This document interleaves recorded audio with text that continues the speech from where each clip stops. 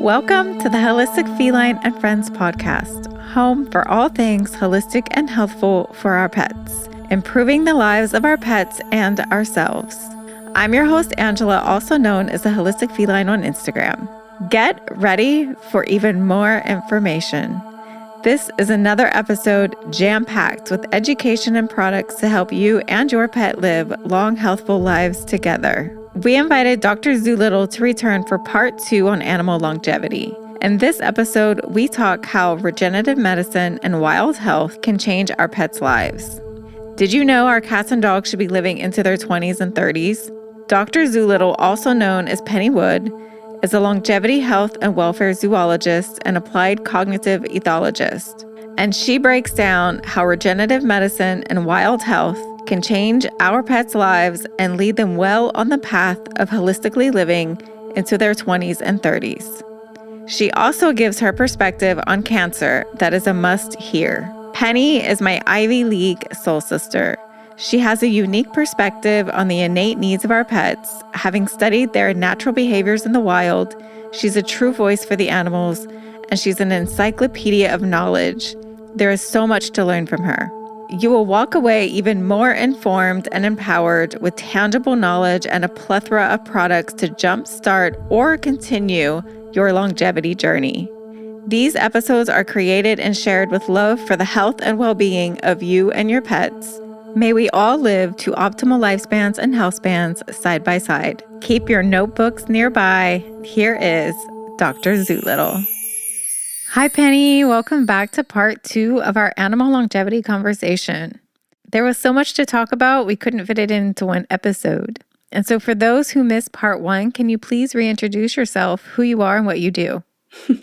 Thank you for the invitation. It's great to continue this conversation. So I'm a longevity zoologist, so an animal scientist who has really actually focused on animal welfare as the main thing, and then drawn from all different kinds of disciplines, including physical health and mental health, to put together a sort of a framework, a program, a system of how we can optimize the welfare of our animals who live under our care. So the ones that live in the wild don't really need our assistance to get on with life, but when we choose to bring them into our world, whether that's in the zoo or whether that's in our home, we take over making all the decisions for them, and they operate really as this sort of almost child, never able to grow up and make their own choices. And so I help people understand what it is that that particular species needs to thrive at their optimum level, both in mental health and physical health, and make better decisions so that we don't end up inadvertently curtailing their lifespan, cutting it short, or ending up with a low quality of life because we've allowed diseases and other kinds of suffering to creep in. Well, let's dive in. In part 1, we spoke about how our pets should be living into their 20s and 30s and how we can achieve that milestone. And we're continuing that conversation with the topics of regenerative medicine and the concept of rewilding. So amongst your impressive resume and expertise, you specialize in regenerative and anti-aging medicine for pets. And I find this concept very, very interesting. Can you explain what that is, please?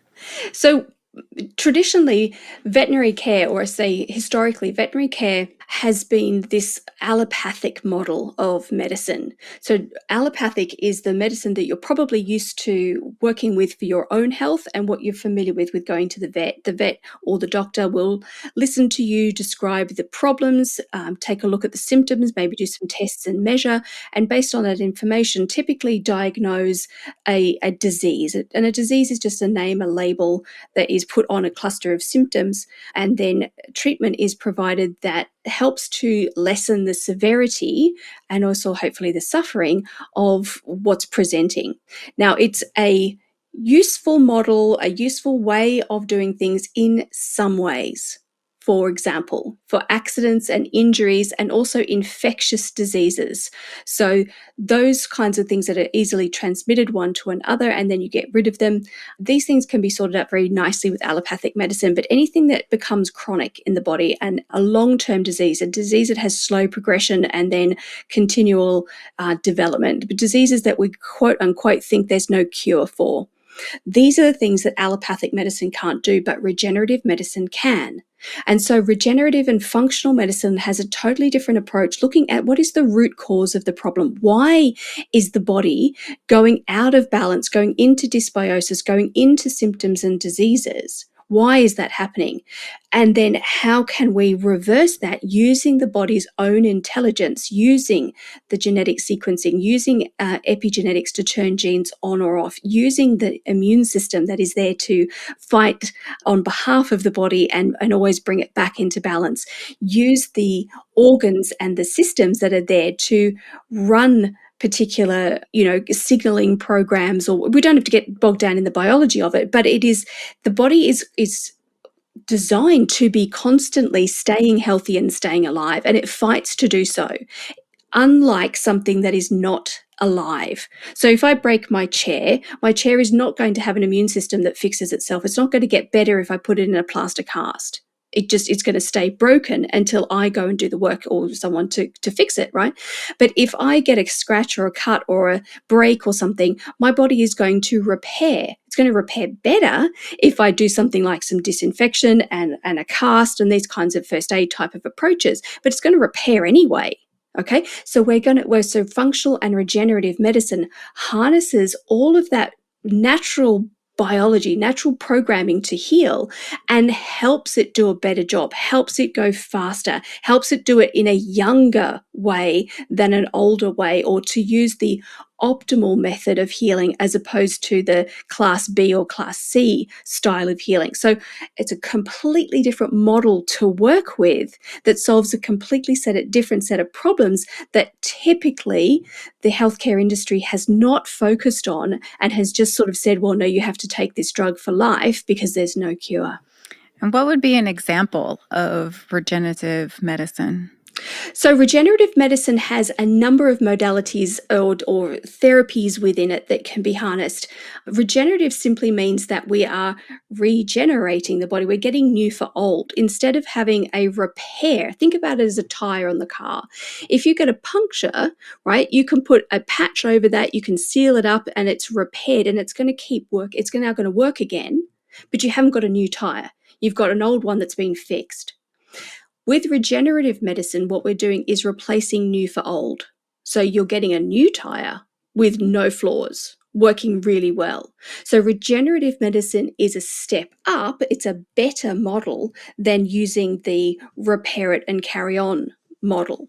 So the hallmark piece or the flagship piece inside regenerative medicine is stem cells. Now, stem cells have had a bit of a checkered past when the science was young and people were making poor ethical decisions, but it is so far advanced now. And the other nice thing is the price barrier is coming down, making it a lot more accessible for people, both for themselves and for animals. And also the insurance companies now do cover that in a lot of their policies too. So it becomes a really viable option to consider. And particularly in the pet space, that's being used very heavily for arthritis problems, musculoskeletal issues in animals, but it does have a lot of research going on with organ therapy and other things where other systems in the body other than just the joints. But stem cells in a nutshell have two powers, if you like. The first power is the cell itself. So this is a blank check cell. This cell is a cell that hasn't decided what it's going to be when it grows up. So you can use various chemical signaling in the body to give that cell instructions to become a particular kind of cell. So if you're wanting more red blood cells, for example, you could ask them, hello stem cells, here's some signals to say red blood cells are a really good career choice for you. Why don't you all go and become those? And then the body receives more of them. So that's one way that they can be used to regenerate. The other way is their signaling. So cells are always signaling to each other with all kinds of different messages, and we use hormones and neurotransmitters and so forth to do that. Stem cells use exosomes as their messaging. And this chemical array of information is secreted by the stem cells, which then tells the environment that they're in. So let's say that we're talking about a joint. It now tells all the cells in that environment, so the ligament cells holding the bones together, the bones themselves, the muscles in that area, the fluid in that space. It speaks to all of that and says, hey, listen, we need to do some repairing here. There's a whole bunch of damage that's gone on. Why don't you go around to fixing this and you fix that? And it's this sort of information powerhouse to speed and improve the style of healing that you get in that place. And so again, you're getting the new for old rather than sort of just a patch over the problem. And we can now find stem cell therapy at our vet offices. Not every clinic will have those facilities and have that understanding, but some of them do, and yes. So you would book an appointment, obviously have a consultation and discuss options and what you could expect to receive, have as the results of this and so forth. So you're going in with a lot of information in discussion with the healthcare provider. But then the procedure itself is very simple. In many cases, certainly in the United States, and it does change a little bit from country to country, but in the United States, the animal is allowed to be their own donor. So the blood would be drawn from the patient themselves, and it's not a lot of blood that's required, but a vial of blood would be extracted from the animal themselves, and then that would be spun. So when you spin blood in a centrifuge, that will start to separate the red blood cells from the white blood cells from the platelets from the plasma, and you get this sort of layered effect. And what we're doing is putting back in the platelet-rich plasma. That's where the signaling and the cells and things are. And so that is spun to separate, and then a portion of that is reused. And in some countries and some therapies, you can magnify that sample so you can get massive replication. So you're putting in many, many more than you were taking out or were first extracting. And then that's re-injected back into the animal, where those cells then enter the bloodstream and start sending those signaling molecules, but are also on the hunt to find where is their damage in the body. So sometimes when they're re-injected back in, we're thinking, okay, well, we'd like to get that into the knee joint where there's that arthritis, but you end up actually fixing something that's wrong with the vision, or something where there was let's say some scar tissue somewhere else in the body, and there was a little nodule or lump under the skin where you could feel the scarring, for example. You find those things tend to disappear after stem cell therapy because although it's targeted if you re-inject back to the injury site or the damaged site, but if you put it in systemically, so into the bloodstream proper, then it will go everywhere in the body looking for those places where it's damaged and just heal anything and everything that it can sort of get its mittens on. It's a very simple therapy. It's very low invasive. It is that needle prick, but we obviously are very comfortable taking our pets in and having things like titer tests and other blood draws and things, so it's effectively just as invasive as those things, so very, very minor, and it can be done very, very quickly. So there's no anesthetic required and things like that. So it's a very, very safe procedure to do. It sounds pretty magical.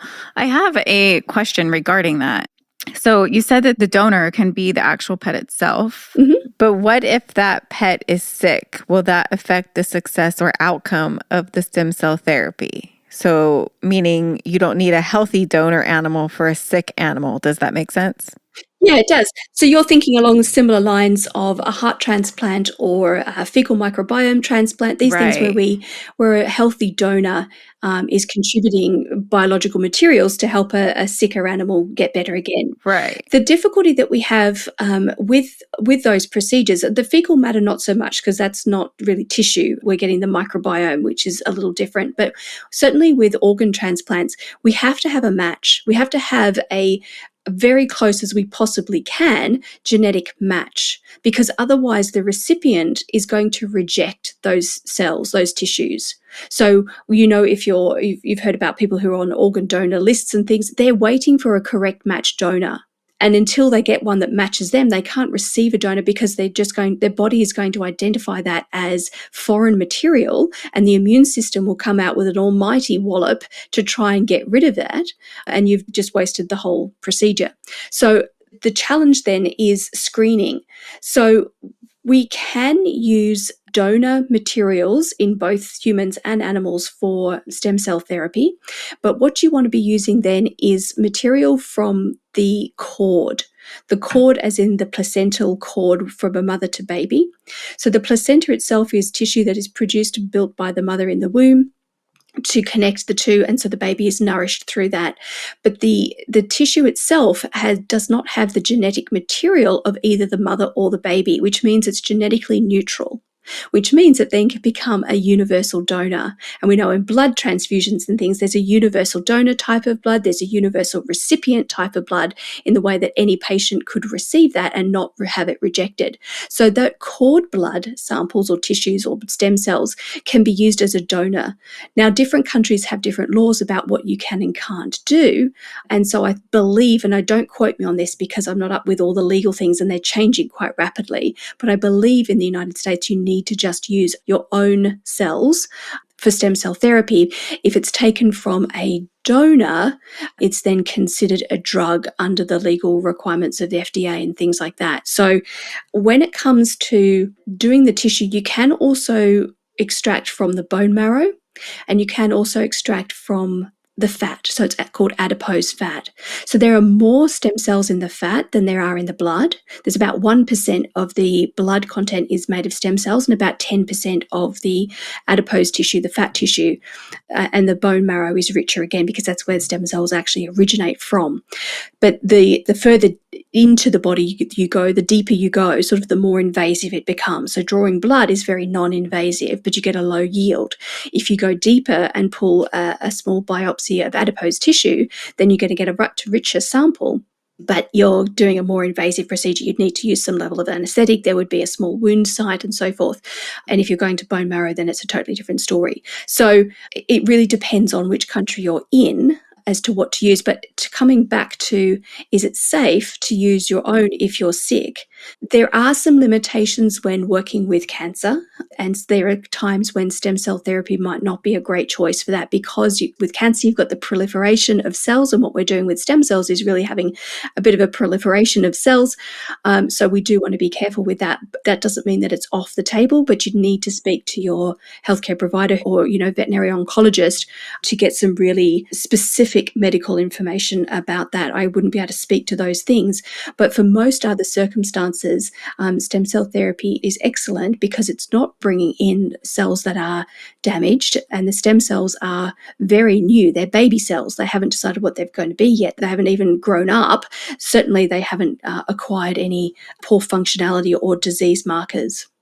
And can you maybe give us another example of regenerative medicine? This is pretty amazing. So there's a branch called organotherapy. So this operates a little bit like homeopathy in the sense that like cures like. So we know, for example, with liver and kidney damage, that eating the liver and the kidney in their bowl as part of their diet, not only is that healthy anyway, but those organs then help to regenerate the organs of that particular animal. So like for like in organotherapy helps to re-optimize, to regenerate the tissues of those compromised organs in the body. There's also deer velvet, which is a therapy that you can get sort of like a supplement. So deer are the only mammal that have a regenerative body part. So if you think about lizards, we all kind of know that if you catch a lizard by its tail, there's a good chance it's going to throw its tail, it's going to drop its tail off and escape with its life. And the predator, in this case you, is left holding this wriggling tail, and you think, oh great, I've just won some dinner, fantastic. And the lizard's like, phew, I just escaped, no problem. And then they will regrow their tail. Typically in the mammal world, we don't do a lot of regrowing of things. Like if my arm got cut off, right, my arm is very unlikely to regrow, right? And I say very unlikely because science is just now starting to look in the regenerative medicine side. Wow. How can we regrow a limb, right? So it's just starting to push that boundary. But let's just say for the sake of argument right now that I can't regrow my arm. Now in deer, they regrow their antlers on an annual basis. And each year they develop an extra spike or branch to their antlers that indicates their years, their age, right? But every year they're throwing those, and now it's completely painless for them to throw those off, and then they regrow them the next time. But what they do is when they regrow them, they're covered in velvet. So this is a really soft, I mean, velvet's the best way to explain it. And over time, that's very vascular. And then over time, that velvet is shed off and you get the hard kind of the, bony antler stuff that we're familiar with seeing underneath. That deer velvet has remarkable regenerative properties and can be harvested completely non-invasively from the animal, because they literally scrape it off on trees and leave it in the forest. So we can go out in the forest and collect it like we'd collect mushrooms or something, and then be used as a supplement to help boost regenerative powers in our own biology. Because we're a mammal, we can receive that very effectively, and it just doesn't have that genetic rejection thing the way that, say, an organ transplant would, that we just discussed a minute ago. So the deer velvet antler is also in the dental health formula that I have for Millie by Dr. Judy Morgan. Right, yes. And I think that's got the manuka honey and propolis and a few other excellent qualities. Yes. So a lot of bee products as well are very regenerative. So I'm a massive fan of working with raw honey, particularly manuka. It's got very high healing properties, but also the propolis, the royal jelly, and the bee pollen. Yes, all amazing things. So is regenerative medicine interchangeable with anti-aging medicine, or is it two separate entities? It's a good question. I think it really just does come down to semantics then, and how you wish to define your terms. So if you were drawing a Venn diagram with, the two circles with some level of overlap, you could make that overlap be more or less depending on how you wanted to define what is anti-aging medicine. So if you're looking at anti-aging medicine as an aesthetics type of thing, then there might be less overlap than if you were describing it in some kind of more maybe biohacking way. So I think it really just comes down to what is it that you actually mean. But yes, there is overlap with those two kind of concepts. And wild health is a concept I did not know existed, but intuitively knew we should be doing. And so can you explain what wild health means? So wild health is kind of really the name that I've attached to the discoveries that I made when I was investigating the question. The question was, what is it that wild animals do or don't do, for example, that stops them from getting the diseases that our pets get? So as a zoologist, I looked out and I was like, I'm very familiar with my wild animals and what they're doing and how they live their life and that sort of thing. And we try and replicate that as best as we can in a zoo setting to give that animal that superior quality of life, that high welfare. Now, in the captive environment, even the zoo animals are getting the same diseases as our pets are, but the wild ones are not. So it's not a species-associated condition. It's something to do with the management of how we look after them. So my question was, what are the wild animals doing or not doing that is protecting them from developing these chronic diseases? And in the process of doing that, I started to discover, okay, well, they're doing A, B, C, D, and E. How do I kind of categorize that? So I just called it wild health or rewilding health when it comes to how we actually apply that to our pets. But to answer your question, what does that actually kind of mean? As far as I've sort of thought about it so far, and this is, as I said, pretty young knowledge in the health space, but I can see 4 points to this. So one, their biology is working properly for them.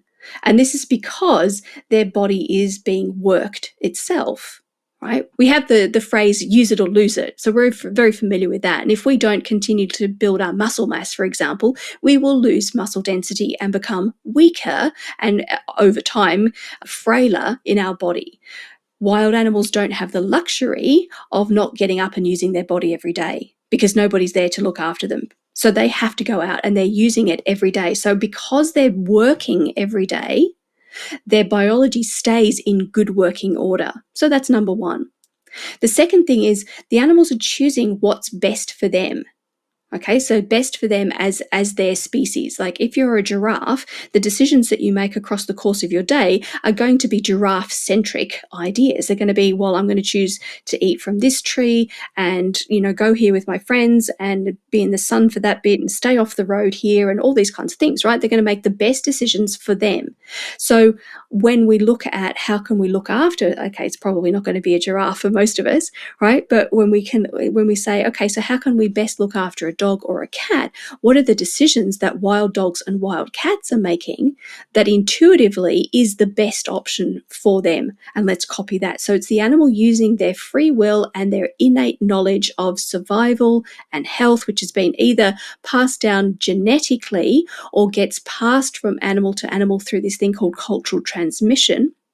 So that's really animals that have wisdom, teaching the other animals in their tribe or family what to do in certain circumstances. And we know that elephants are particularly advanced in doing cultural transmission, so are the great apes and various other species. So animals knowing what's best for them is number 2.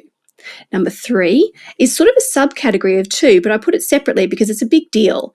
Animals self-medicating. So there is no vet for them to rock over and see in the wild. If they get sick, they've got to go and fix themselves. And so again, they have this innate knowledge in their brain, in their DNA, in their knowledge reservoirs when they're born that tells them what they need to do under certain circumstances to get well again. If you have parasites, you need to do this. If you feel sick, you need to do that. If you have a wound, you need to do this. And they go forth and do those things when they have the freedom to do so. So there are a number of examples that we might want to dig into later on, but animal self-medication, known as zoopharmacognosy. So zoo just means animal, pharma is obviously medicine, and cognosy is knowing, right? The cognition, the understanding. So the animals knowing how to give themselves medicine. And then number 4 is animals actually working cooperatively with the natural world around them, with the elements and dimensions of nature that confer health benefits. So just to explain that a little wider, the way I categorize this one is there are 5 spheres of nature. We have the geosphere, which is rocks, the land itself. We have the atmosphere, which is obviously the gases that we breathe. Hydrosphere is our water.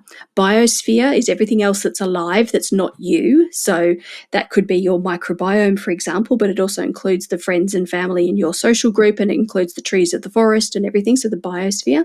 And then number 5 is the halosphere, which is the light. And light is one that's often neglected and underlooked, but the importance of sunlight and circadian rhythms and red light and things like that. So those 5 elements of nature that animals are completely immersed in, because they don't go and live in a house and then sit around on the sofa the way our pets do. They're outside.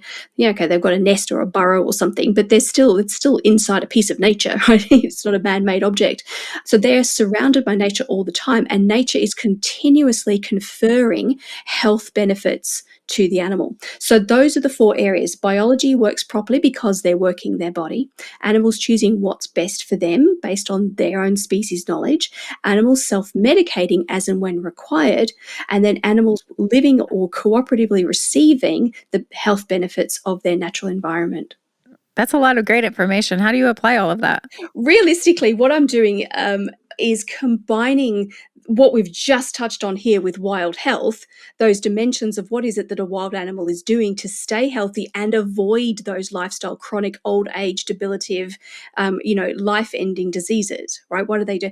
Combining that with the best of what we know from functional and regenerative medicine. And so that will include things like the stem cell therapy. It'll also include some things on sort of in the biohacking space, because we can bring some of those same principles and some of that advanced technology and give that to our animals as well.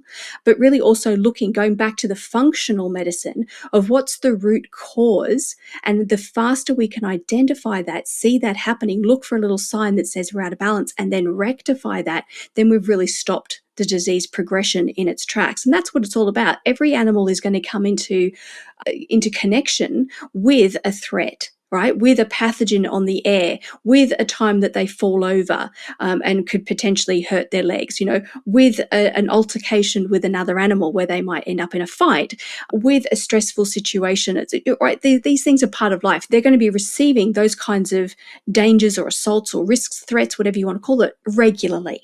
Right? But having a high level of confidence, so good, strong mental health, and being able to problem solve their environment and things like that, plus having a good, strong immune system, means that those threats don't become problems. They just become a thing that kind of brushes up against them for a minute or for a day or something, and then are easily defeated and overcome. So that's where the foundations that we spoke about last time on the functional medicine, making sure that they have great nutrition, that we are detoxifying regularly, that their microbiomes are rich and in balance, that their hormone systems are working together and optimized and not out of sequence, that they are getting good quality sleep. All of those things we covered in the 7 pillars of animal health and longevity become that foundation. But you can build on that and go beyond just sort of having that level of protection to actually optimizing and going further. And so this is something that then becomes very interesting to people who have animals for performance in one way or another. So if you're involved as an animal actor or an animal who is in the racing industry, for example, animals that are competing in scent trials or perhaps working in the field in game or hunting, there's a whole range of different places, sniffer dogs and rescue animals, conservation canines, runway clearing dogs.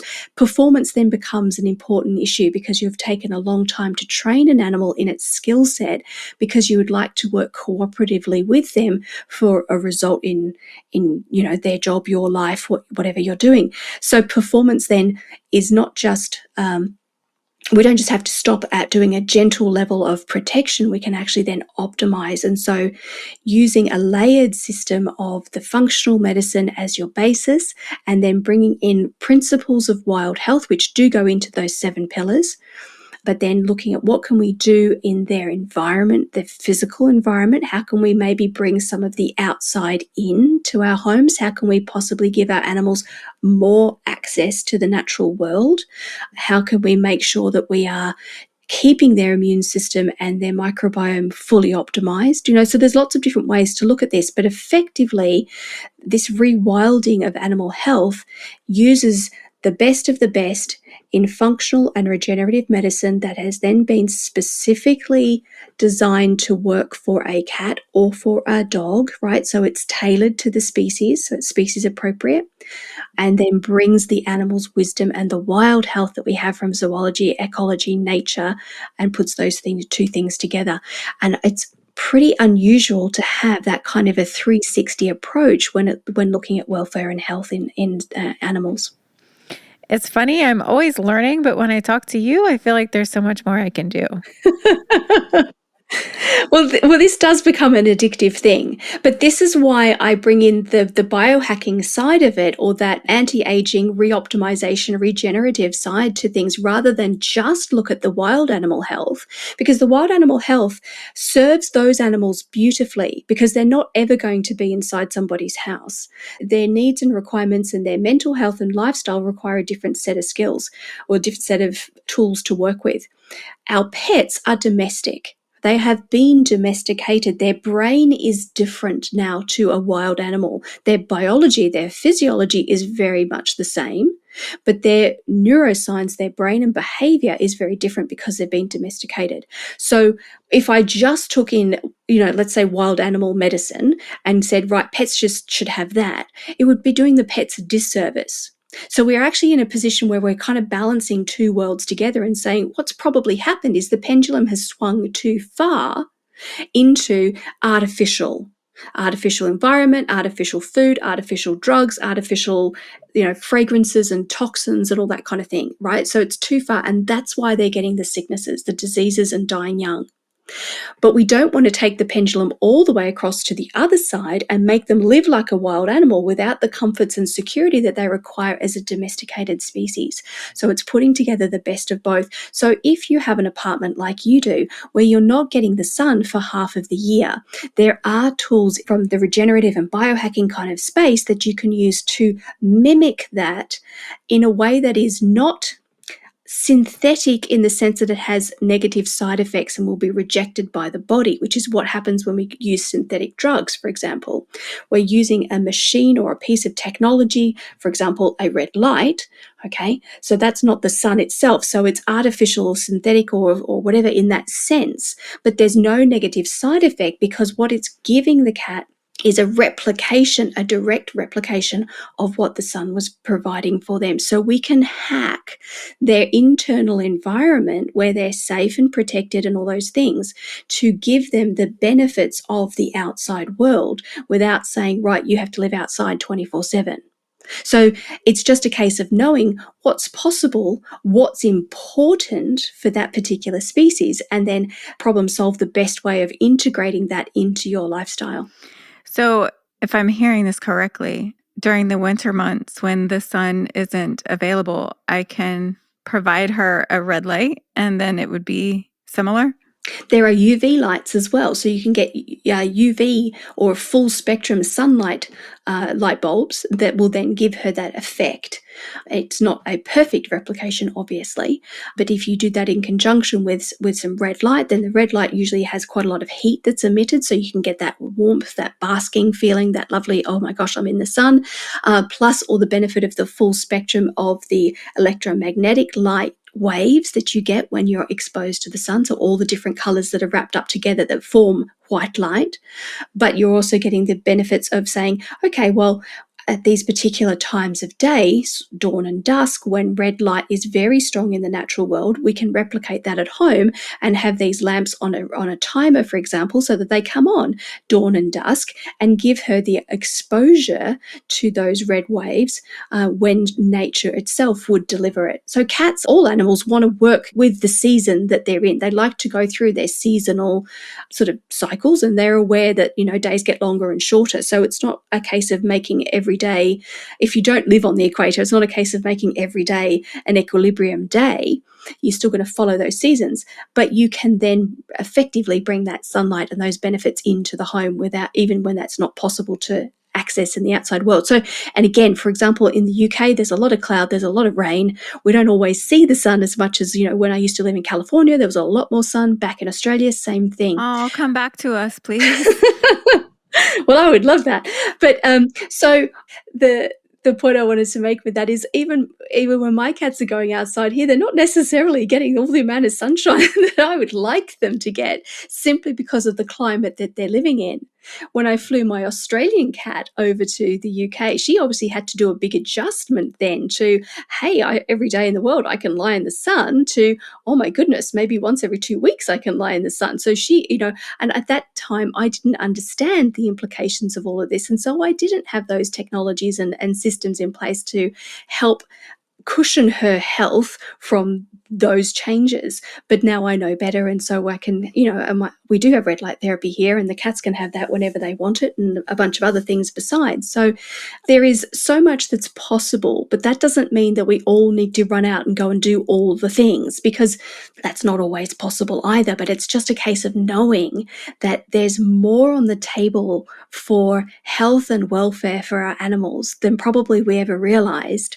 And now we know that there's something we can start to investigate and say, okay, well, I think a big needle mover for me and my lifestyle would be to do X. And for somebody else, it might be to do Y. And it's not saying that everybody needs to do all, let's say there's 20 things, that I'm just making that up, all 20 things, right? Pick and choose what's going to be best for you and fits your lifestyle budget and so forth. So if I were to want to buy a red light, Mm-hmm. do I need to Google something specifically? Is it a specific type of red light? So red light therapy usually refers to both visible red light and to infrared red light, so the part we can't see. So the waves are still there. That's a very therapeutic thing, but we can't actually see that. So red light therapy usually combines those two together. Sometimes it also combines in amber light, which is light of another wavelength, and sometimes it also has the discretion of near infrared and far infrared, which have different therapeutic properties. So once you start getting into the technical specifications of your tech device, your biohacking tools, it does pay to know a little bit about what should I look for.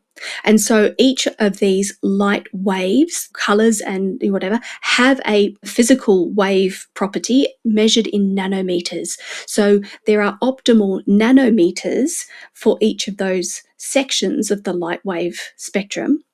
I think it's 6 off the top of my head, don't quote me on this, but if it's 680 and 920 and things like that, then you know that, okay, I'm going to look for those in the technical specifications of this light. If I just want one type of banding, I'll choose one that has this. If I'm looking for a multi-banding red light, then I'll make sure it has these 3 or 4 emissions, and then you've got flexibility within that tool. So when it comes to this level of sort of getting into the details and the weeds, I know that most people don't want to spend a lot of time learning that, knowing that, looking that up. They just want the solution. Tell me which one I should buy.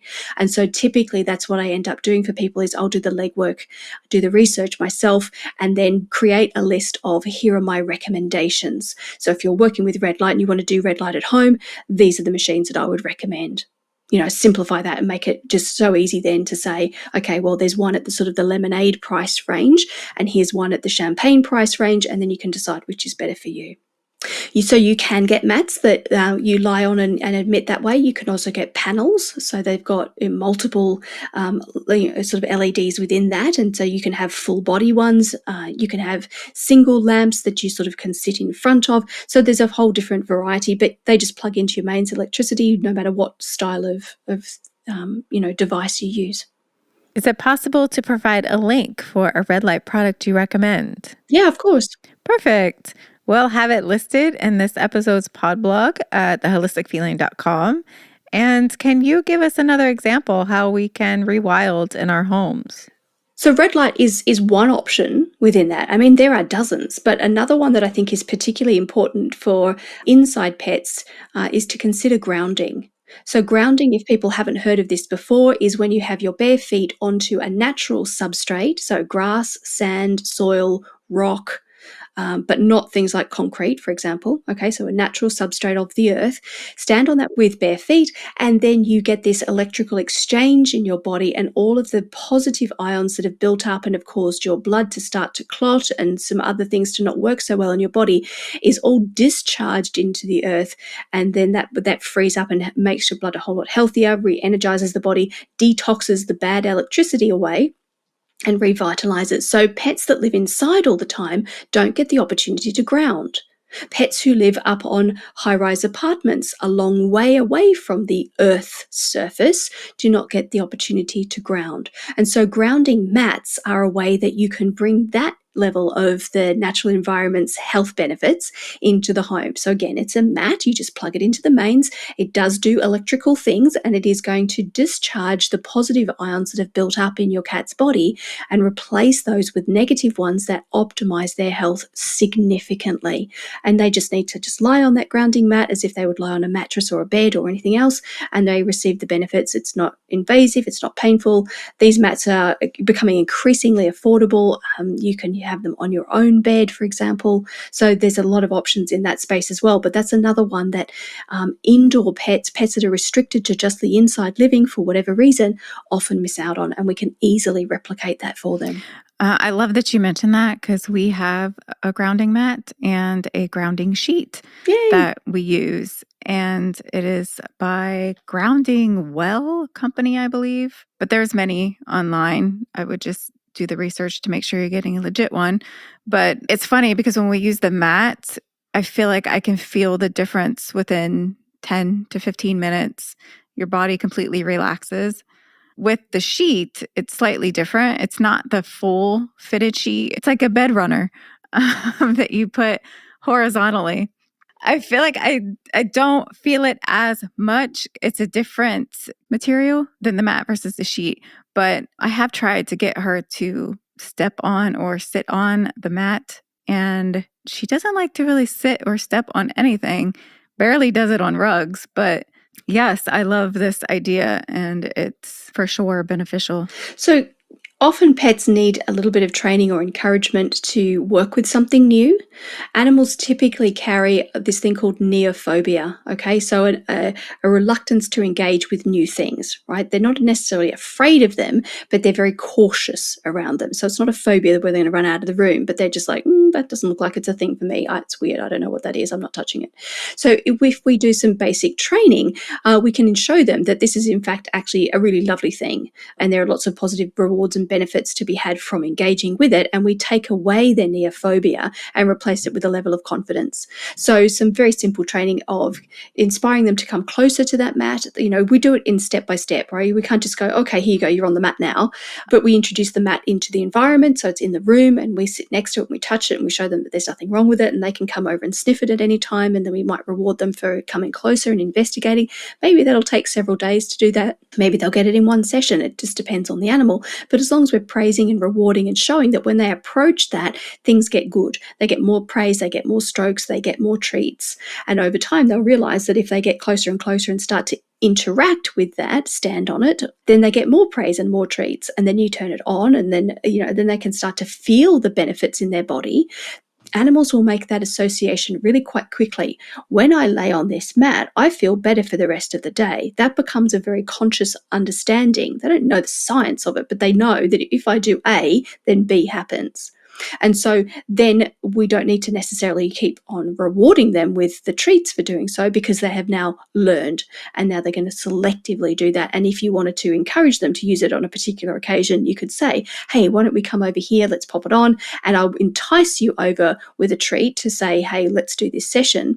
And then they, usually can be very cooperative about getting on with getting those benefits. But yeah, we just need to overcome neophobia, and we have to understand that to us, we know what it is and we bought it and we put it there, and that's fine. But to them, it's, a lot of the mats are dark as well, they're black. Mm-hmm. Black often looks like a hole. In the ground to animals, okay? Because remember, their vision is different from ours. And so with the less a degree of colour vision, it's harder sometimes to distinguish some things.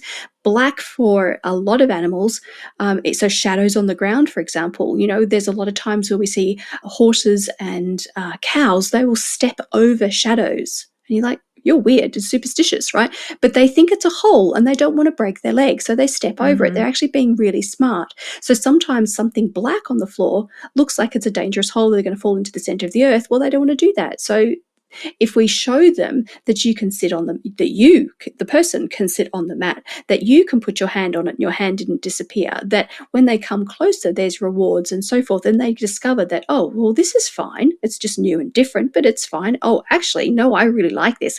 I feel better. I get treats. Mum's always really pleased when I do that. Perfect. I'm going to use it all the time. So can you give maybe one more example of how to bring the outside in? Yeah, so another really good one for cats is an indoor rose garden or an indoor herb garden. So this can work whether your cat has some outside access or none at all, or all the time, it doesn't matter. Works for every cat. So you can do this in a number of ways. You can either do it in a bathtub if you have a bath, or you can just get a nice big sheet or towel and put that down on the floor. But what we're doing then is having little piles of dried herbs or dried rose petals or various different fragrance-oriented things and separating them out. So you might have it on the floor of the living room, for example, like a picnic rug, and there might be 6 little piles of different herbs. So we'll have some valerian over here, some marigolds there, some rosebuds there, some lavender over here, some thyme, for example, right? And you just play around with the herbs that cats enjoy, catnip obviously, and now let your cat come in and investigate. They can smell all of those things. They're going to get benefits from the aromatherapy itself, but they're also possibly going to want to bite on some of those, chew them, spit them out again. They might want to roll in them. Rolling in them is a way of doing this thing called self-anointing that happens in the animal kingdom. So when we use the dreaded, please don't ever do it, but the dreaded spot-on flea and tick, what we're effectively doing is anointing their body with something that's going to repel those insects, those parasites. So when animals roll in herbs and other plants to crush those and get those oils on their body, they're anointing to give themselves that protection naturally. So you can do that with herbs that will protect them. So you can have a particular intent in the herbs that you select for them, or you may want to do it on the emotional level and say, here are some calming ones and here are some ones that are going to get you really excited, and put them out and just let your cat choose which ones to engage with. And if you use a small enough pinch to start with, you're not being wasteful. It's either in the bathtub or it's on the blanket, so it's not all getting in the carpet or something, so it's not messy to deal with. And then if they particularly like one and they've chosen one to roll around in and make a mess with, well, then you can just put some more of that one down, pick up the other ones, put them back in their little bottles and save them for next time. But these aromatic indoor gardens are super enriching for cats, but also medicinal for them. And, if you watch your cats in the wild will often go and roll in herbs in the garden to do exactly this. So it's a natural behavior that you're encouraging in them, as well as all the other benefits. Typically, cats seem to go for the indoor herb garden more than dogs, but you certainly can for dogs as well. And using other aspects of zoopharmacognosy, so using essential oils in diffusers. For cats, you would only work with diffusers because cats need to have aromatherapy just as an inhalation. Okay, we can't use it topically on their body or ingest it. They can't process those because they're an obligate carnivore and don't have amylase to break down plant materials. Whereas a dog who does have amylase and they can eat various plants can work with the oils in a different way. So we might then put the oils on our hands, drop of oil on our hands, rub our hands together for a minute just to warm that up, get those molecules active, offer our hands to the dogs and say, would you like to sniff those? And they come over and they investigate. And if they want to sniff, they keep sniffing. If they don't want to, they walk away. Sometimes they will then position their bodies and rub up against your hands. And you go, okay, so you'd like the oil there. And so that's telling you as the pet parent, there might be an issue in their body at that site because they were selectively choosing to have medicine applied to that body. There could be absolutely nothing on the external for you to notice in terms of a limp or any kind of stiffness or whatever, but by them selecting to have you rub your hands on that section of their body, it's telling you that there's something there underlying, and that then gives you a clue to go and investigate further. Maybe you'd like to look at a visual diagnostic image that you can do where you use a camera that detects heat, and a camera that's detecting unnatural levels of heat in the body shows you where there's inflammation. So this is a special camera. Not every vet is going to have that, but that's a very powerful diagnostic tool to show you early onset things where there's inflammation involved. So arthritis is a classic one for that, and we can actually knock it on the head very early before there are any sort of observable clinical signs. And using these essential oils is a way of getting an early diagnosis before investing in one of these photographic images. So I would like to share a little personal story about self-selection, my first experience with that. So my little one, Monkey Bean, who passed in 2017 from intestinal lymphoma. Now I can't remember if it was before her diagnosis or after, but we had clay pots and the little clay water dish that goes under the pot. And she kept licking the dish. And then at some point we had a statue and she would bite the statue. And it scared me because I thought she was going to break her teeth on it.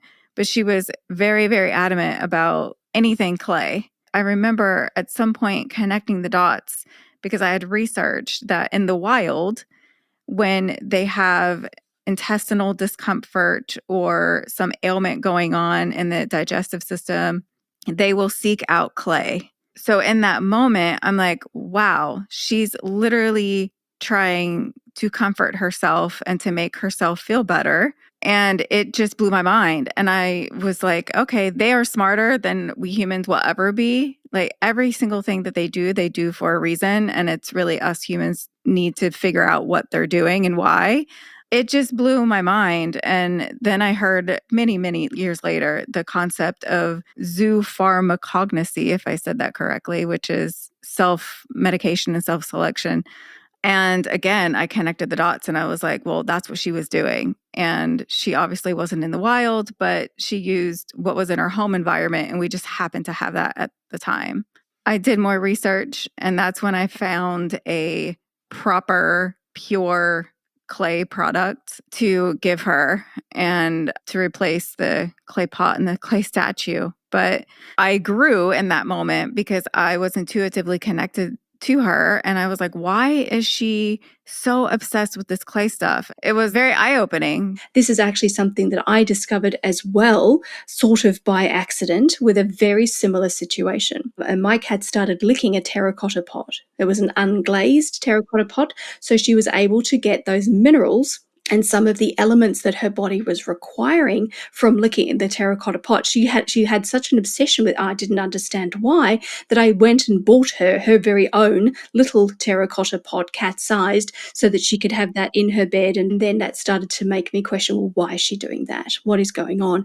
And it often can be an early warning sign. So when we see our pets doing that, we can think, oh, that's weird, they're bananas. Or we can think, that's really cute. Look at them, being a weird cat.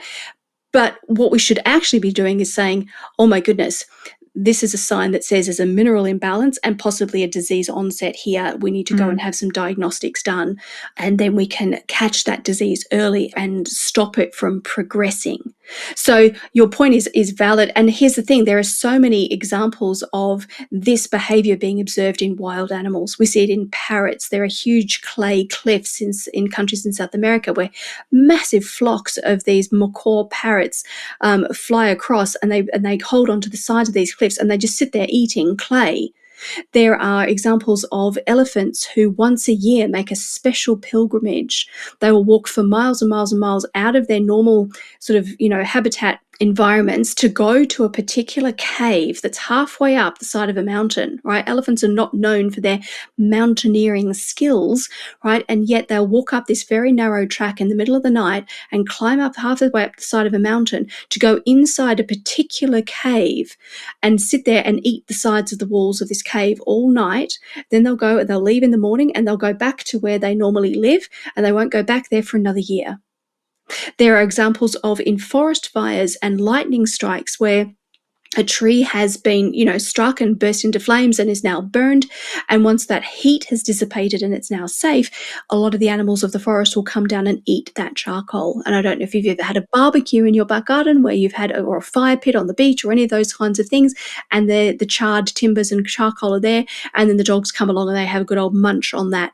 They're doing the same thing. So charcoal and the geophagy, that just means eating of rocks. And that doesn't mean actual pebbles, but it means like the powdered down versions that you get in clay and things like that, can be used as antiparasitics. They're highly detoxifying. They can settle the stomach. They're like an antacid. There's a whole bunch of different actions that they can take in the body. And so providing clays on a regular basis for your animals at home is also part of wild health.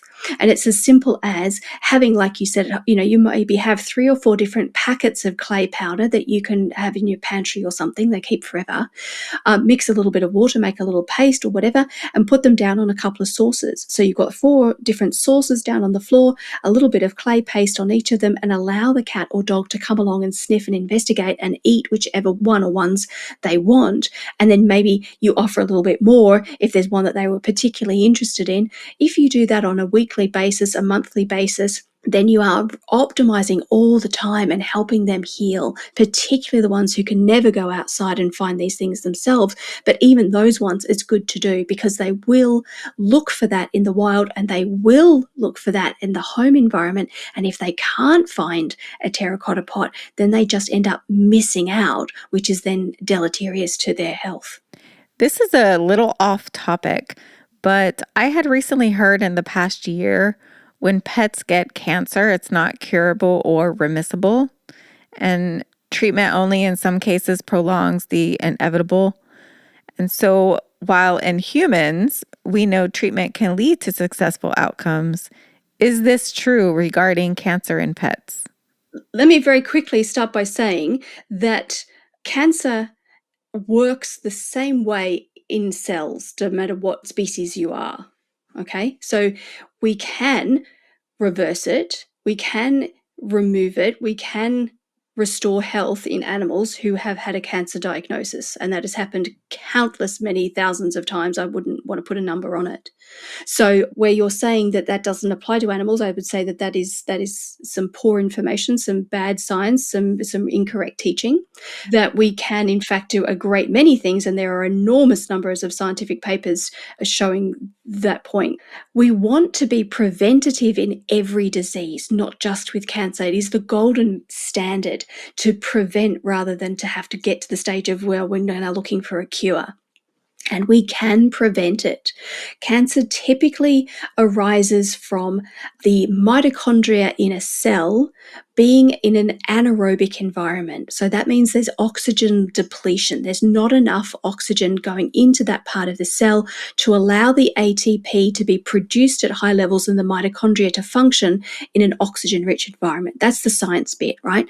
You don't need to worry about that. But this is why I'm such a fan of something like oxygen water as a therapy for animals, which we can give them either daily or as and when, according to how your budget goes, right? But we're then increasing increasing dramatically the amount of oxygen in the body in an extremely simple way. We don't have to go to a vet. We don't have to have a hyperbaric oxygen chamber. We don't have to have a big investment.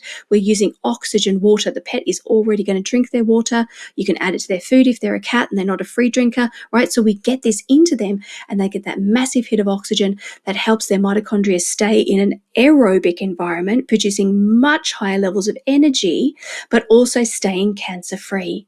Where may we find oxygen water? Oxygen water, you can literally buy it online and it will ship to your door. I mean, there's a company called OxyPet here in the UK that I use for myself and give to my pets.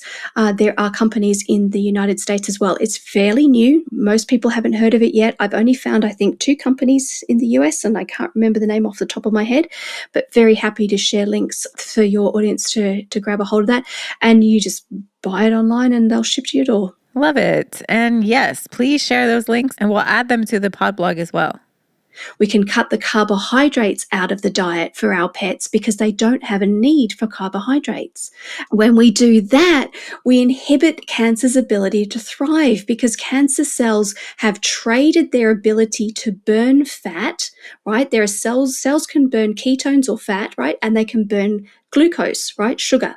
When you become a cancer cell, you have changed your contract, if you like, and you said, I'm going to substitute out my ability to burn fat. I'm only going to be a sugar eater, and in return, I'm going to become immortal.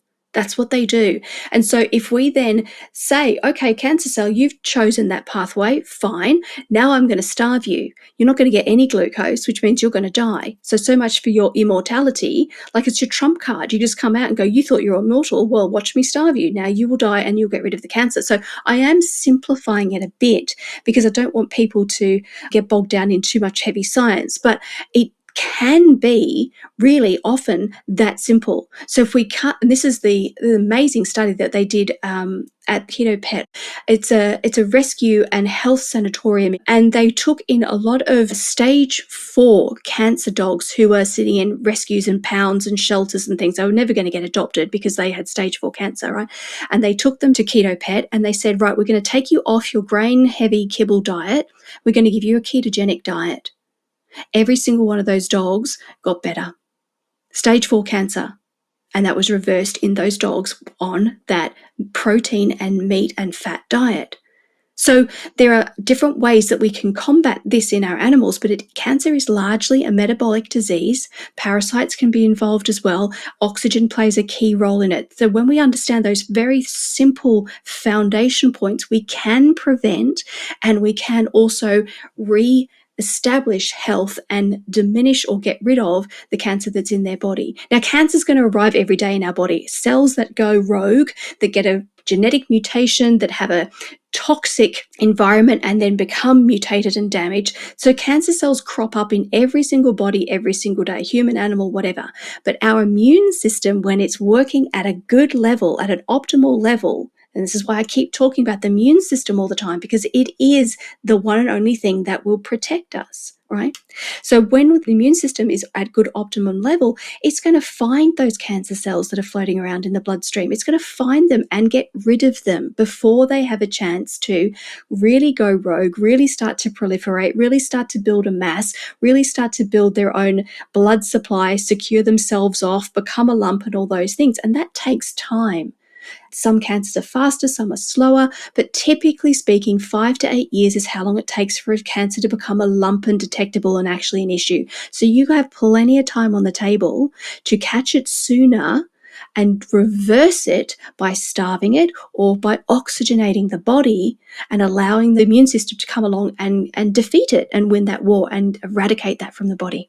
Ketogenic is fairly new to me since you said that it literally starved the dogs cancer and we're all animals. Can humans benefit from the same thing? And can it do the same thing for humans? Yes, absolutely.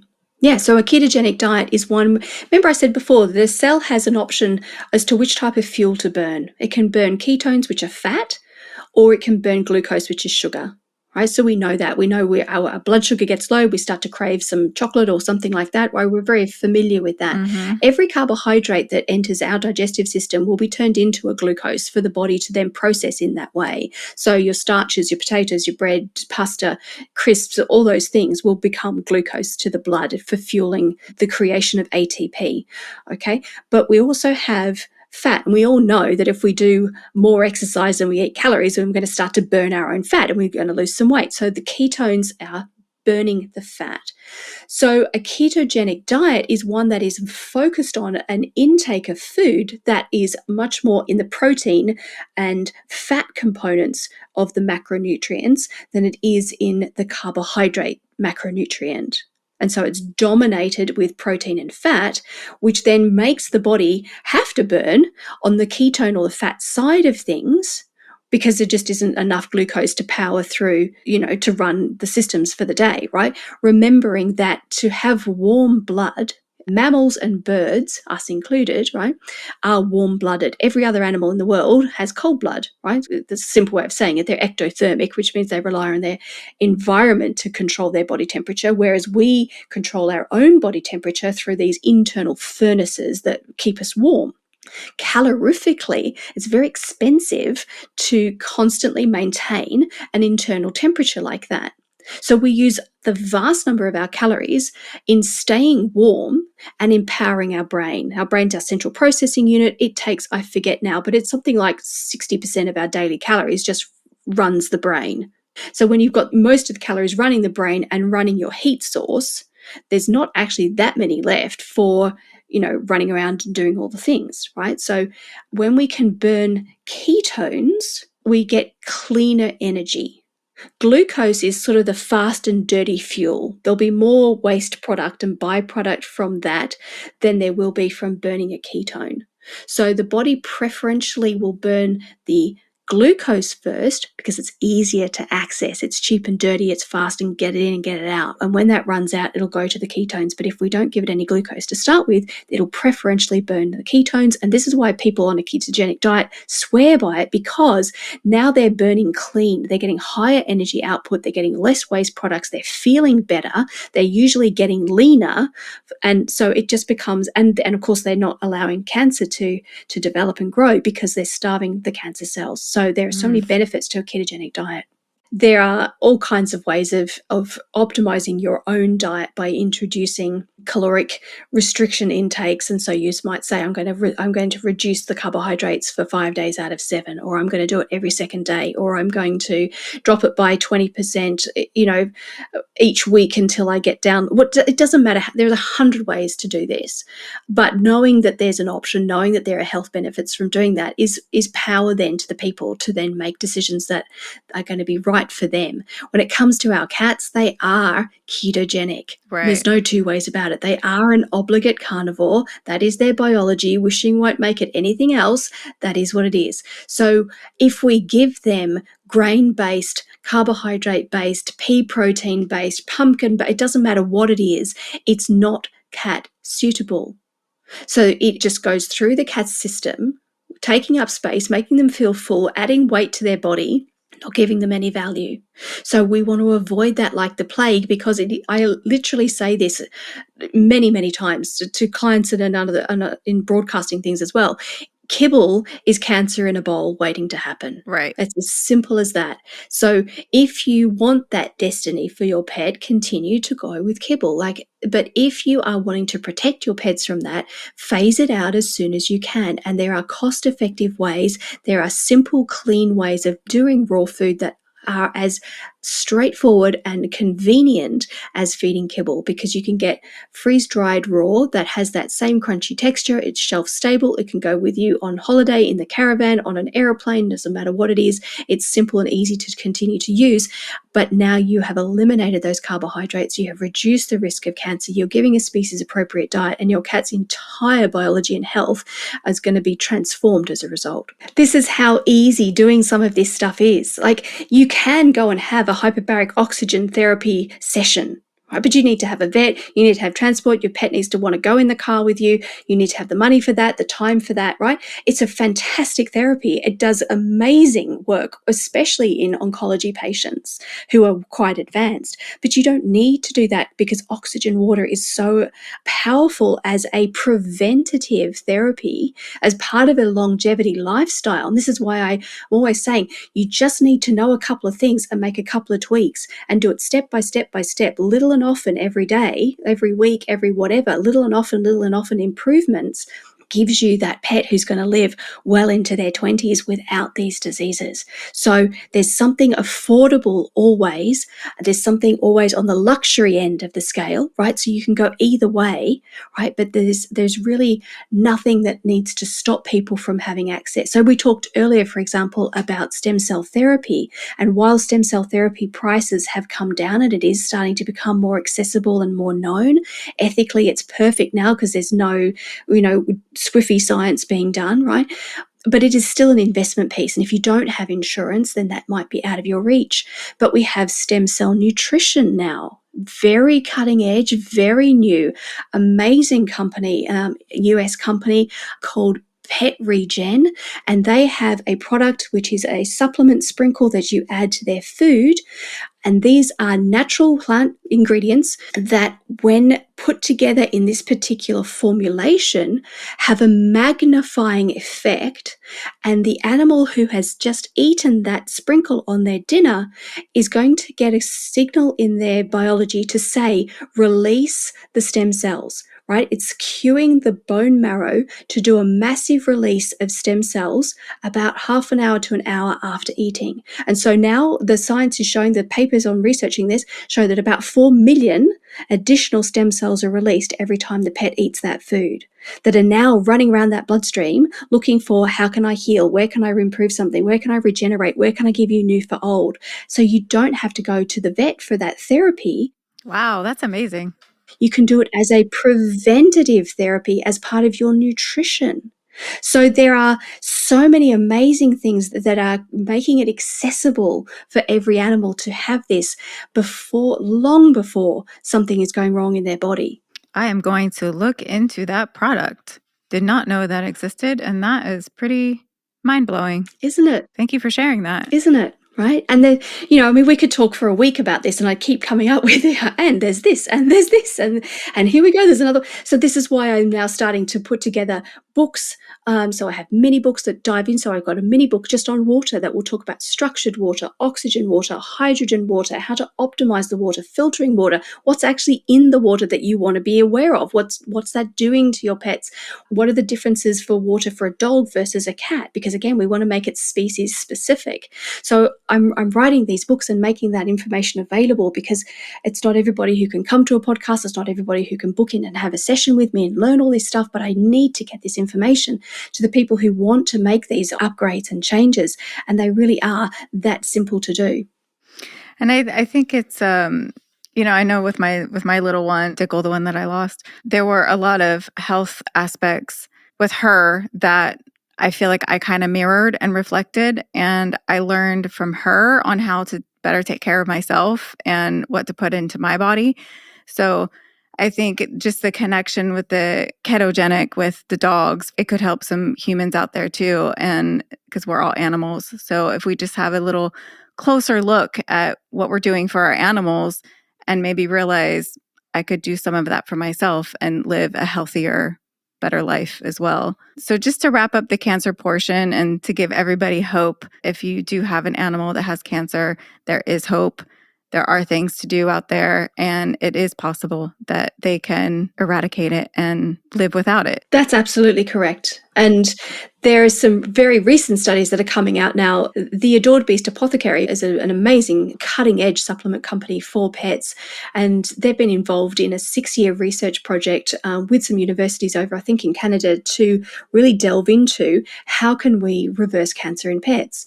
And so they looked at a number of different natural products and how effective they were at particular types of tumours, particular types of cancer, and the results have been astonishing.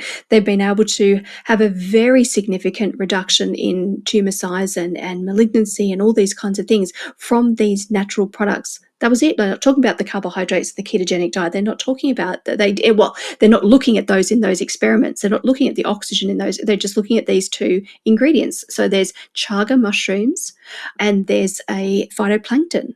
So there's now a product that has come out from the Adored Beast Apothecary in their range that has those ingredients in there at the dose that had the most impact. So they tested, first of all, do they work? And then they looked at what ratio of product A to product B has the most effect.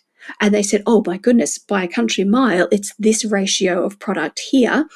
That's what we're going to put into the product that we now make available for pet parents who want to address that issue, that health problem in their pets. So, I mean, that's incredibly recent science. So, I mean, some of those papers are still going through the final vetting process. Some of them are, well and truly published in those papers, but this was an ongoing trial.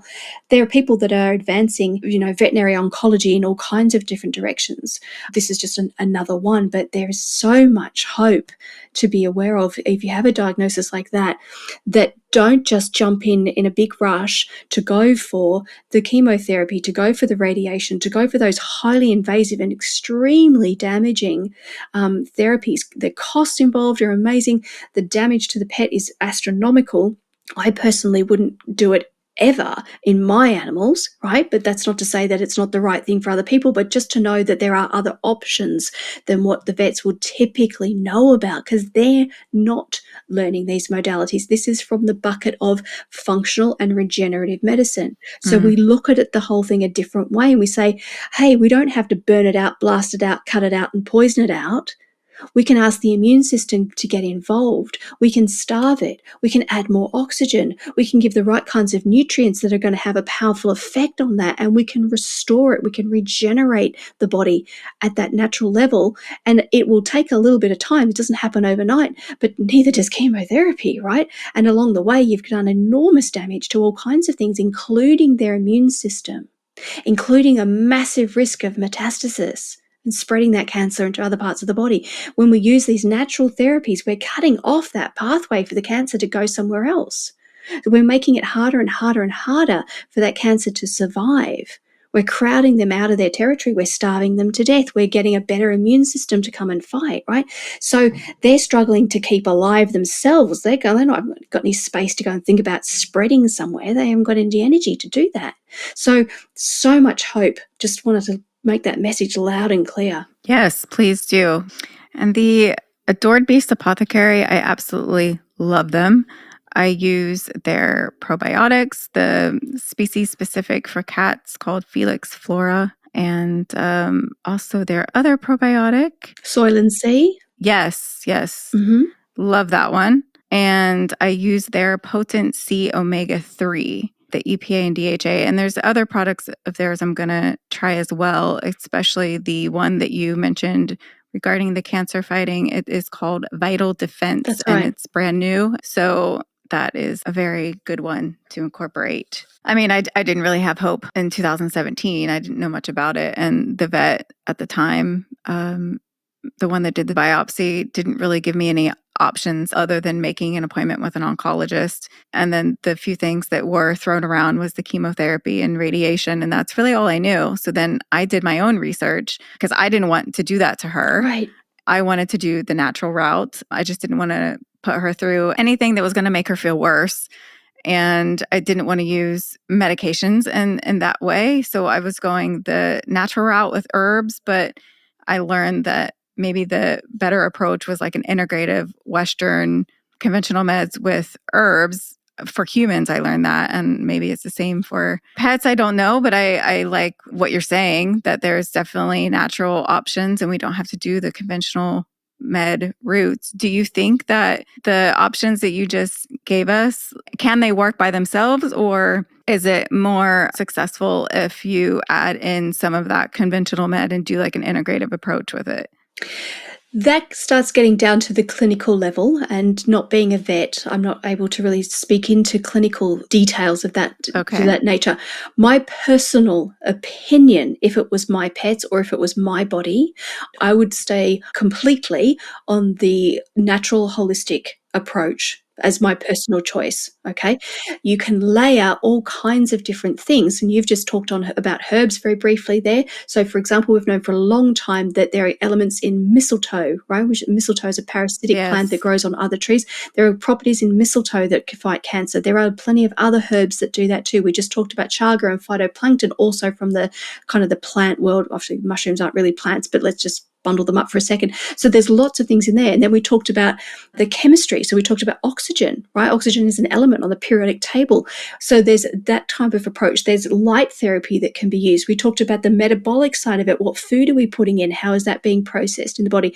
We haven't even talked about detoxification and the importance of that in cancer treatment, to remove the things that are triggering the cells to mutate and become cancerous. So many cancers are associated with parasite infestations. And I'm not talking about fleas and ticks. I'm talking about internal ones, weird little nematodes and other creepy crawly things like that. So looking at things like ivermectin, which is obviously not, just like a natural product that we would think about, but there are others in that category, and anti-malaria things that go around killing those kind of flukes and nematode type of things can be bundled together. So layering your cancer therapies, it is an individual thing. You do need to have a healthcare provider to guide you through your particular situation, what type of cancer it is, how progressed is it, where do we think it came from, all those things, right? But detoxifying the glyphosate, detoxifying the other things that have been built up in the body, attacking the parasites, bringing in the good nutrition, bringing in optimal oxygen, water, right? Together, that's going to be far more powerful than if you just do one thing. But I think together, doing those things naturally is far superior than doing something that's going to cause damage to the body, that's going to poison the body, that's going to have really deleterious side effects like knocking out the immune system, or basically, nuclear bombing, sections of your biology.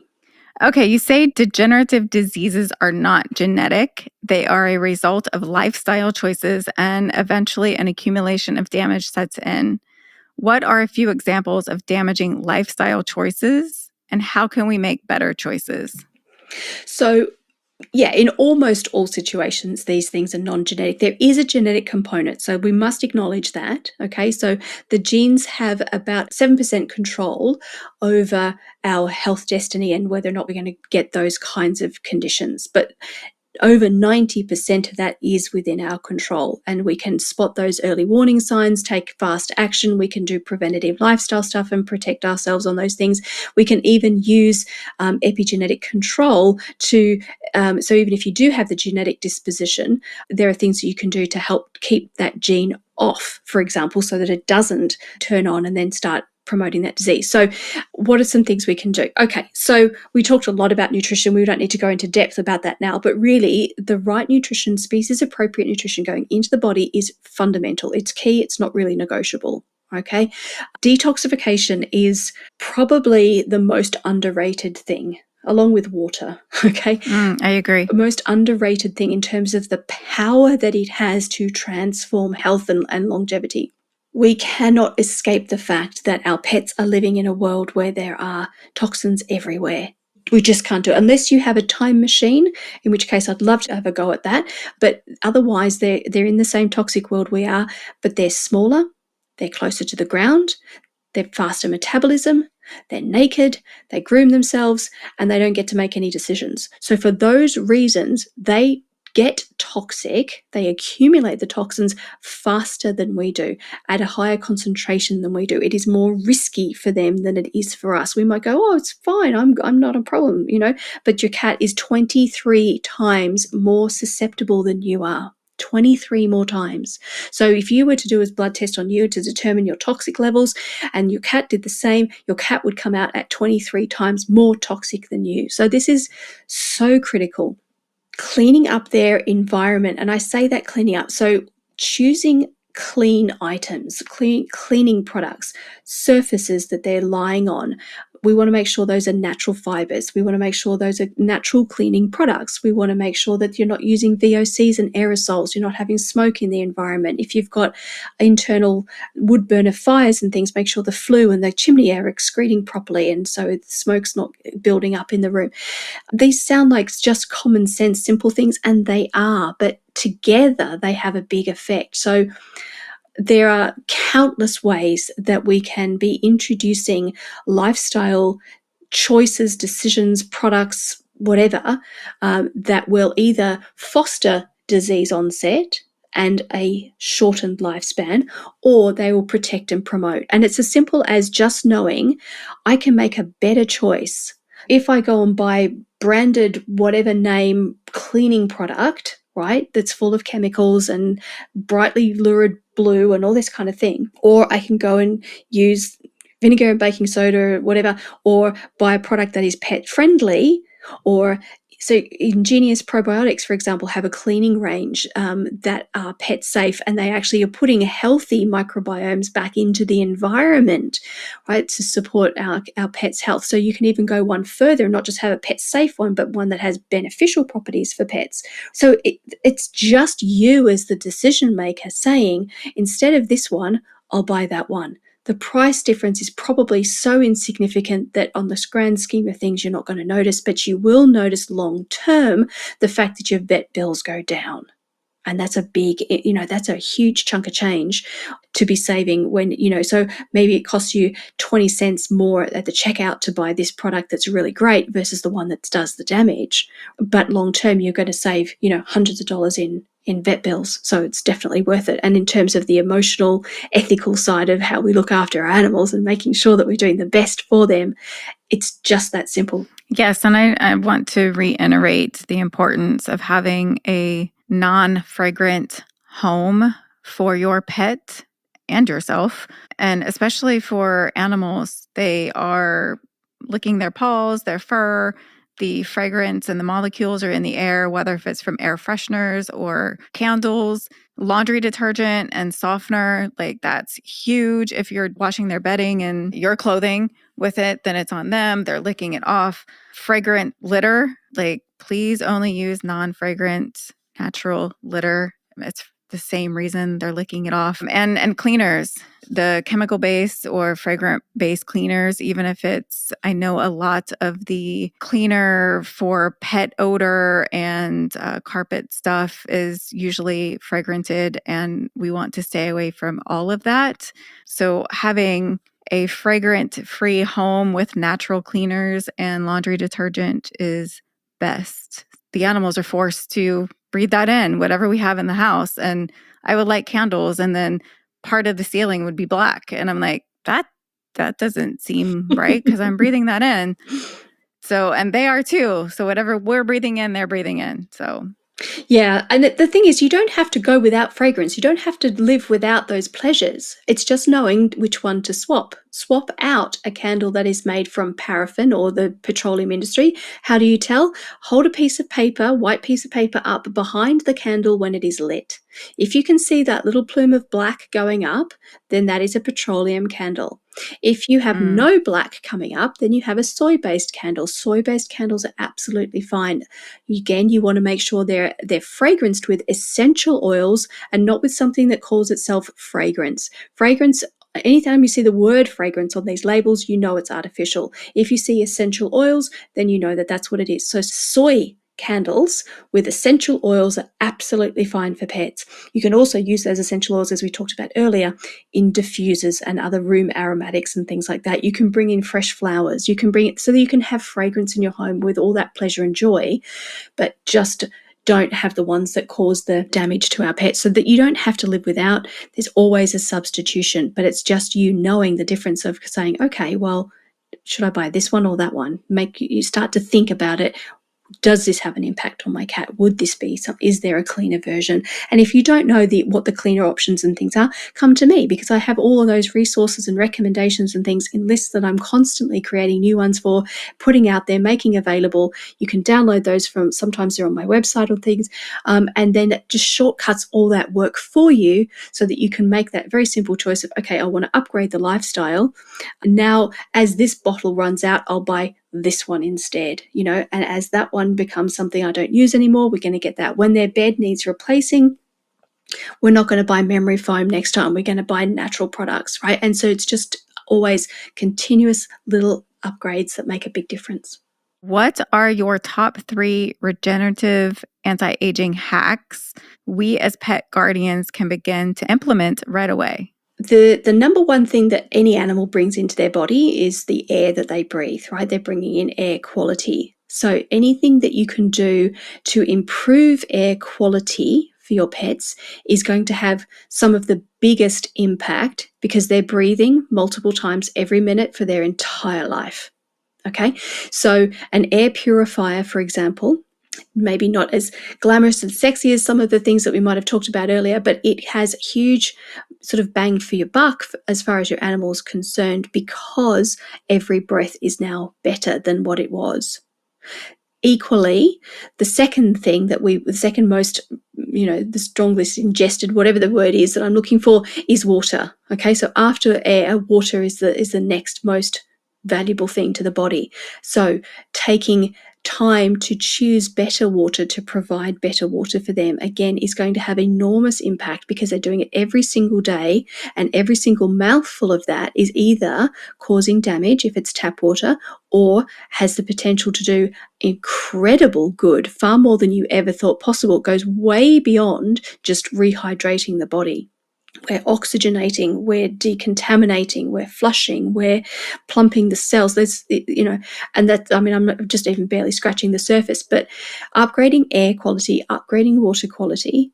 And then the next obviously thing is food, upgrading food quality. So they're very, very unsexy answers. If you kind of want the exciting ones, then I'm going to tell you, well, I'm a big fan of this stem cell nutrition for pets because that is so easy to apply, and it is on the sexy end of the spectrum. It's like, oh my gosh, my cat has stem cell therapy every day. And I put my hand up and say, yes, my cats do, because I do invest in this for them because I think it's worth it to help them to be continually able to operate as a young cat, even as they get chronologically older.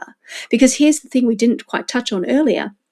There's 2 ways that the body will heal. Okay, we talked a little bit about it when I said that you can put a patch on it, right, and keep it working for longer, or you can get a brand new one. And that's effectively it. So what the body does is when you're young, there are loads more stem cells in the body running around doing all those positive things. And so when there's some damage done, that is very quickly repaired with a new for old.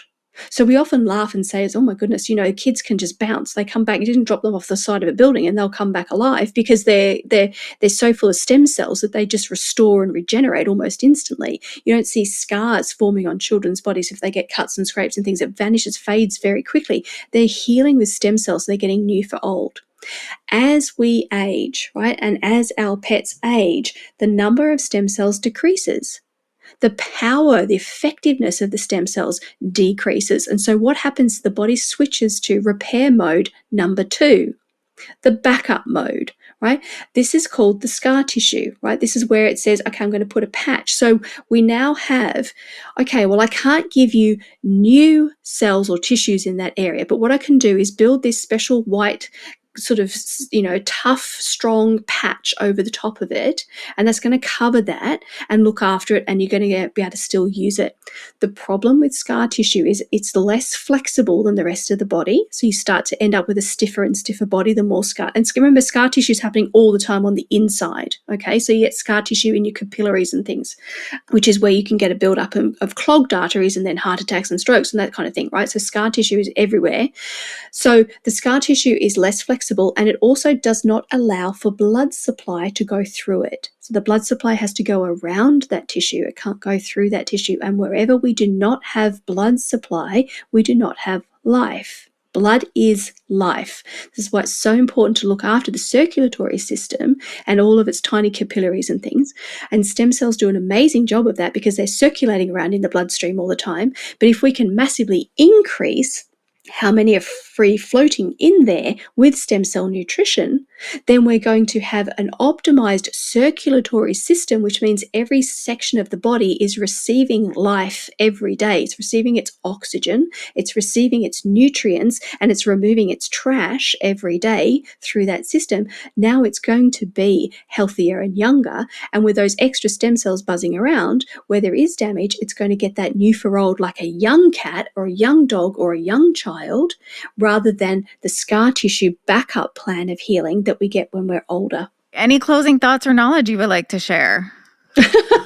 Well, there's plenty still more in my head, but here's the thing. I think it's a 3-step process that we can think about with our pets. We want to prevent first of all, because if we can prevent, then there's much less cost in terms of money, in terms of time, in terms of heartache, in terms of suffering, and in terms of years of their life lost. So we're protecting all of those things by preventing upfront. And it's so easy to prevent with these little lifestyle tweaks and changes, these little upgrades that we've been talking about. Then we want to do the protect side of it, okay? So now we're protecting what we've built, what we've got. So that's the immune system primarily, okay? Optimizing the immune system. And then if we need to, we can do the reversal. We can do the regeneration of stuff that has acquired some damage. So in order to do that, we do want to be doing some testing, right? So we would go in for our cats to have their annual physical checkup, but we want to be going in and having an intelligent physical checkup. So we want to have the manipulation of the body, feeling all the things, looking at all the orifices, doing the basic bloods, but we might also want to be mindful and saying, okay, let's have one of those thermography images where we can take a photograph of the cat and identify where we can see any internal hotspots where we know there's inflammation starting to build. So now we know, let's specifically target those areas, but let's also now increase the antioxidants in the body. Let's bring in some more astaxanthin. Let's bring in some omega-3s and lift those levels up. Let's test our omega-3s and make sure that they're operating at the right level. So knowing what to screen for as your pet ages is important, rather than just going for the sort of standard basic annual checkup. We want to do an intelligent checkup. And here's one thing that we haven't touched on at all, which I think is critically important, is make sure that you're looking after their teeth, their oral microbiome, their oral health, because the mouth and the body are connected. If the mouth is unhappy, the rest of the body is getting sick too. There's no two ways about that. And again, kibble is a major problem to that. A raw species appropriate diet will help protect that, but really looking at the dental health of your pet in those annual checkups is very important. And again, it'll save you a lot of money if you do the prevention. So we prevent first, then we protect by boosting that immune system, using things like transfer factors, which is this is one of the sexy ones again, an amazing tool for optimizing the immune system, and then reversing where we need to by using something like oxygen water or stem cell therapy or the deer velvet and some of these bee products and thymus and organotherapy and plant stem cell therapy and all these things that we can use that fall under the regenerative medicine thing, so that we restore and get new for old with that young biology. I think it's also important to note that, just as you said, the prevention is key. And I think a lot of pet parents look at, say, raw food or getting an oxygenated water as too expensive, but it's important that we're doing the preventative work and we're spending the money on where it needs to be to do that. And then in the long run, it decreases the vet bill because our pets are healthier and they're not constantly sick and having to go to the vet and getting more and more meds. We're keeping them healthy and we're spending the money. We're just kind of like allocating the money in a different direction and in a healthier direction and keeping them healthy and prevented. So it's worth it. And here's the thing, if you would ask your cat and say, would you like this new fleecy blanket that I bought for you? Or would you like oxygen water? Right? So I'm just using that as an example, because we often go and buy surplus toys and accoutrements, the kind of blankets and, I don't know, clothes perhaps if they're a dog and all these bits, right? But usually those things are polyester, they're synthetic fibers, they're something that the cat might say, well, that's nice, but there's no health benefit from it. There's no significant joy that they get out of it. We really buy those things a lot more for our own satisfaction. So we feel like a good pet parent. We feel like we're spoiling our animal. We've got bragging rights about certain things, right? But if you were to ask the cat and say, would you rather have a plastic blanket, because that's what polyester is, it's plastic. It sheds microplastics, it gets in their fur. This is why I'm an advocate of always using natural bedding for our pets, okay? Or you said, would you rather I spend that $20 on buying you some oxygen water? Every time the cat is going to say, give me the oxygen water, right? So if we just pause before purchasing something and go, would my cat or would my dog choose option A or option B? So as you say, it's redirecting finances that we're already spending on them without really thinking about it and saying, okay, I'm going to make a really good choice for them to make them happy, because every pet who is sick is miserable. Every pet who is healthy is happy. It's super easy. Love that. Can you let everyone know where they can find you, your social handles, what you offer, and all the fun stuff again for those who did not hear part 1 yet, but they will, because after this, they're going to go back and listen to part 1. So you can find me at Dr. Zoolittle on Instagram. My website is drzoolittle.co. There's lots of resources in the link in bio and also across that website page that you can start to learn about or have access to. I do run classes. So if you want to come and learn some of these things about functional regenerative medicine, how to do the 7 pillars of a longevity lifestyle for your pets, we do 8-week courses on that. That's live taught, so you get the fun of asking your questions as well. You can have consultations with me. I offer a pet concierge service, so if you want a really hands-on, deep support, very close connection with me, I can become your concierge for your pet's health. And then I also have a pet health audit. So if you want to assess where you are right now with the care regime that you have, with the lifestyle that you've designed, then you can take the pet health audit and assess how well you're doing, what you're possibly not doing yet or haven't thought about, and ways that you can then integrate that into your routines and do that regular upgrade. So plenty of different ways to work with me, all designed to support you wherever you are on that journey, whether you're a well-established 2.0 pet parent who already does 63 things, or whether you're literally just starting out and you went, oh my goodness, I had no idea we can do all that stuff. Where do I begin? These tools are there to help you anywhere along the way. Again, we will have all the links to products and entities mentioned within this episode on our corresponding pod blog at theholisticfeline.com. Penny, we want to thank you so much again for your knowledge and generous offer to come back and finish our conversation. You are a gold mine of knowledge, and thank you for sharing it with all of us. As I said before, we, animals included, are so fortunate to be on the planet at the same time as you. We are all better for it, and we thank you. This episode has been so incredibly packed house full of pertinent information. We are going to have our pets live to be in their 20s and 30s like it should be. So thank you. Well, the nice thing is with every single one of these therapies that I've talked about, with the science that I've talked about and everything, it applies to us as well. Okay, so when you're optimizing your home environment for your cats, you are going to reap the benefits of that as well. You are going to age more slowly. Your aesthetic is going to stay younger, longer. You are going to feel fitter, healthier, more energized. You will have less toxins in your body. So as you are doing it for your pets, and we typically get more motivated when we're doing it for the ones that we love, right, than we would take if we were just doing it for ourselves. But when we do it for the ones that we love, we also get to benefit from all of that, because every single thing works for them and works for us. So as you step forward in that, let that be a little side benefit to help cheer you on, knowing that there's something in it for you too. And if you value that youthful feeling of being 25, full of energy, not a wrinkle on your face, energy to burn, I don't know what else, then I'm not guaranteeing that that's where you're going to land, but it's going to be a lot closer to that than it is to being what the average person on the street is living, where as they're aging, they're suffering decline. Right? Loss of function, loss of muscle mass, loss of healthy biology, buildup of toxins, onset of diseases, taking of the drugs, and all the things that we don't want to have in our life. So do it for your pets, but enjoy the benefits for you as well. Thank you for listening to the Holistic Feline and Friends podcast. It is created, hosted, produced, and released with love, and my hope is you learn something along the way. When we know better, we do better. Please share your knowledge and our podcast with others. For more educational content, follow us on your favorite podcast platform, as well as Instagram at The Holistic Feline and online at theholisticfeline.com, where you will also find our blog that includes corresponding posts for each podcast episode with links to all the good stuff. Thank you again. We'll see you in the next episode.